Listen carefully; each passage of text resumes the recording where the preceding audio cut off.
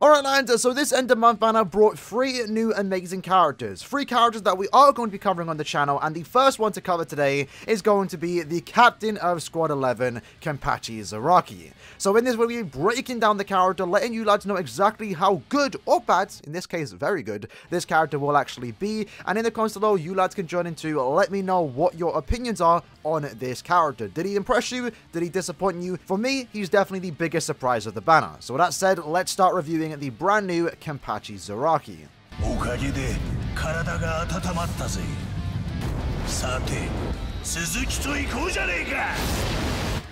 So KENPACHI is a power Soripa captain with the Soripa kill ability. He is an SP based character with 12% recharge soul trait. Looking at the skills this character does have, he is stacked to the absolute brim. Starting off with Element Reversal, Bruiser plus 20%, Debilitator for 5 extra seconds, Devastation 40, Frenzy plus 2, Havoc plus 20%, Marauder, melee damage plus 10%, 30% in Guild Quest, and also Poise. So right there from the get-go, you're going to see very good selection of skills. Before we do break down the skills individually, I also do want to mention his innate skills, which is Sprinter plus 1, Weaken Duration minus 100%, and when at full stamina, you get an increase on your strong attack damage by 40%.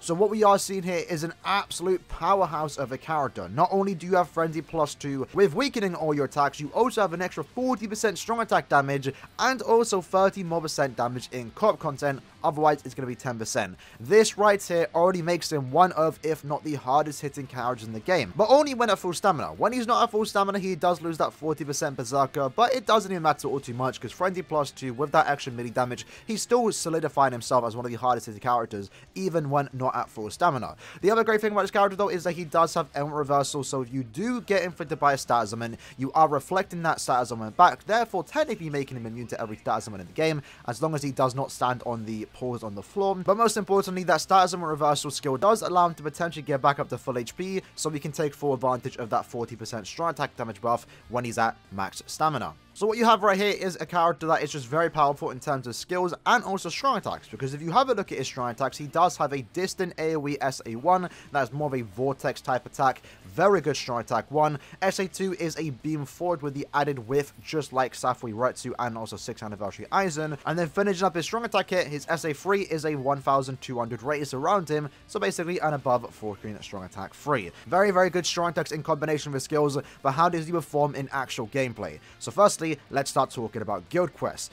So in Guild Quest, the great thing about this character is that he does actually have Marauder. So that means you can actually use him in 2 weeks of Guild Quest, although keep in mind for the ranged Soripa week of Guild Quest, you aren't going to get that 2 times damage output. But with the damage that he does have, if you have no other better option, he's still a very viable character you can actually use for that specific week. However, focusing on the melee Soripa week of Guild Quest, this is where the character is going to shine either as a main character or a side lane. As a main, again, good damage output. As long as you have 2 good NAD characters to go with you, you're going to perform relatively well. This is the team that I would actually recommend if you're trying to go with a very simple SP lead with Kenny and 2 NAD characters. But if you want to use him as a side lane to potentially get a sub 1 second run, if you have like a max transcended team, then you can definitely do that, and KENPACHI is going to be a very good side character for that, because again, his damage output is absolutely insane, and he also has good strong attacks to make him a very good side lane for, again, nuking purposes in Guild Quest. Mainly his SA2 and 3, they're going to sync up very well with someone's Soul Bomb, for example. Let's say you're trying to get a sub 1 second run or sub 2 second run with Uppick, Ichigo, or Bruno,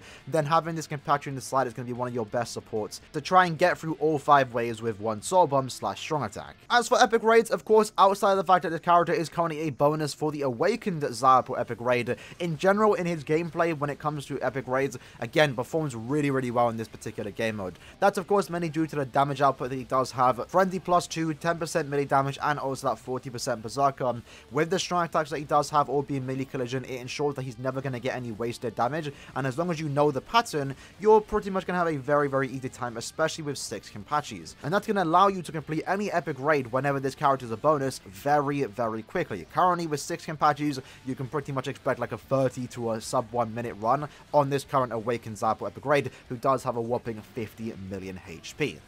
And now, let's talk about co-op content, so mainly Inheritance Zone and Inheritance Trials, where this character actually wants to be used. And that's mainly because he does have that melee damage 10% skill, but 30% in co-op. So when you're bringing this character into co-op quests, he is going to be doing even more damage. If you thought his damage was insane in single play content, if you thought his damage was insane in epic raids, just wait until you get this character into co-op content. So Inheritance Zone, of course, he's going to perform really, really well here.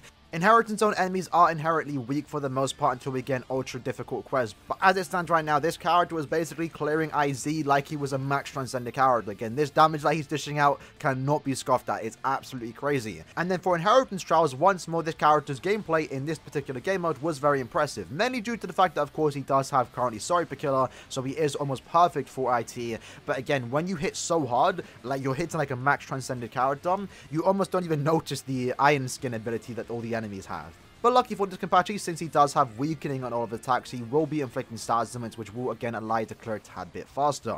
And then lastly for Arena, he's actually a pretty good character for this game mode. And keep in mind, he wasn't designed for this game mode, but because he's so good in PvE content with the damage output and the strong attacks, that basically just naturally allows him to be good in this particular game mode. The Elm Reversal does also help when he becomes a defensive character. When you're up against him, there might be a time where you get weakened, for example, or you just get reflected back. So I do personally like that. But do keep in mind, when it comes to actually playing with this character, he does have the same problem that basically every other Sorryper does have. That being the fact that he has to go through that 50% chance to dodge Sorrypers that other characters like Aizen and Bruno have. Again, it doesn't make him bad in Arena, and that's perfectly fine. He wasn't designed for this game mode, but that's something to keep in mind when you are actually using him. But regardless of that, he's still very good for this game mode. So what you have overall here is just a very good character.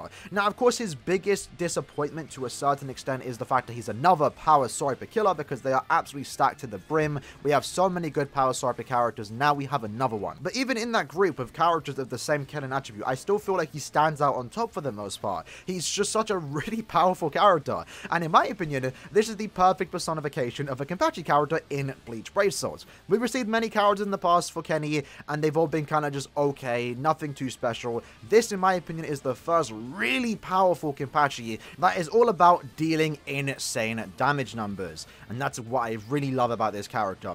Visually, I feel like he looks really cool. Again, keep in mind, I'm not the biggest fan of KENPACHI's base design. I prefer his TLA form, but I'm a fan of this character. His model looks great. Visuals also look great. I know there's a lot of people complaining about the visuals because it's another base from KENPACHI, basically the exact same as Fierce Battle KENPACHI, but it really doesn't feel like that. I feel like Kenna did a great job on the visuals, and the strong attacks and damage numbers this character dish out. He's instantly becoming one of my more favorite characters. And a little extra tip for those that stuck around till the end, this character can get even better when paired with someone like Nanao. Nanao is a character that I do praise a lot in my tier list videos because she's a very good support character, and she is still sticking true to that title. As KENPACHI is a power Sorryper, it means you can use them both in the same team to allow him to get 20% more strong attack damage, and then also provide the boost for this character, allowing him just to do even more insane with an Nanao in the team. So not only does he get better because of Nanao, Nanao is also seen more usage because this character now exists. So great job, K-Lab. After 6 years, we finally received a really, really powerful and broken SP KENPACHI. And with that, that was the review for the new KENPACHI. Hope you lads did enjoy, and again, once more in the comments below, let me know what you lads think about this character. Tomorrow, we're going to be back with a review on the brand new Azashiro, so make sure you stick around for that, and I'll see you guys next time. Peace.